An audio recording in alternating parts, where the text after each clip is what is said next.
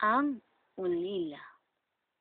Ang maging ulila sa balat ng lupa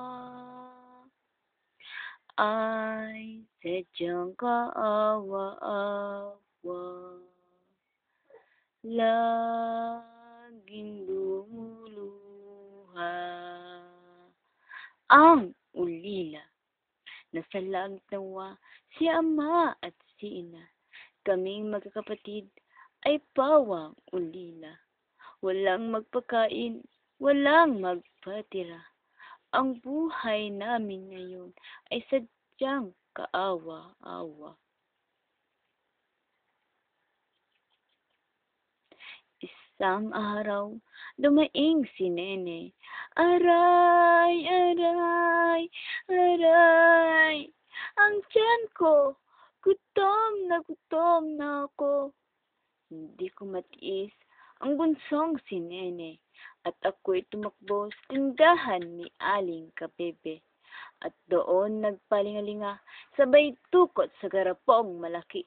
Hoy! Magnanakaw! Magnanakaw! Huliin ang magnanakaw! Magnanakaw man ako, salitang masakit, na siyang kinalulungkot ni Ina sa langit. Bago siya pumanaw, biling niyang mahigpit, kayong mga anak, laging magpapakabait. O Diyos ko po, patawarin niyo po ako sa kasalanang aking nagawa. At gawa ko lang po ito dahil sa kahirapan ng buhay namin ngayon. Nang ako'y tumingala sa langit, parang nakita ko si Inay. Nakangiti at kumakaway pa.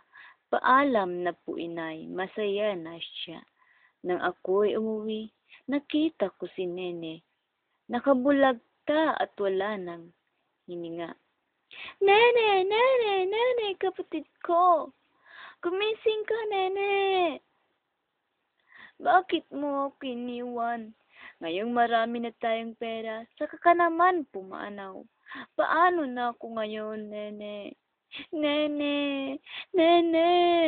Nene! Nene!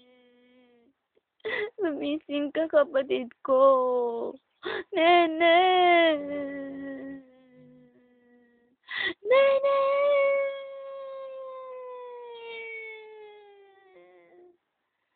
O Panginoon ko, patnubayan po ninyo ako. Ngayong nag-iisa na po ako, kayo na lang po ang bahala sa akin. Ako, ang batang ulila.